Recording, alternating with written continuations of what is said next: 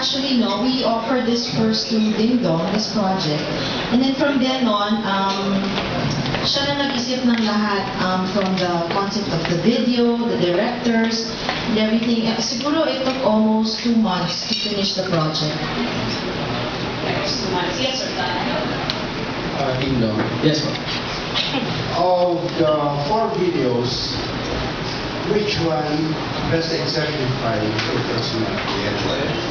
Well, I must say that kasi they are 4 different experiences eh. Kung napansin niyo po, medyo iba-iba po yung konsepto ng isa as compared to dun sa lahat.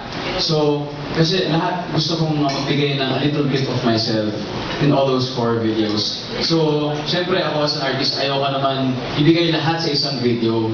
Gusto ko i-distribute evenly. And I must say na sa 4 na yun, equally, na-represent ko yung sarili ko. At kung saan man yun, yung mga makakakilala sa akin at malalaman nila kung alin doon ang talagang ang hilig kong gawin.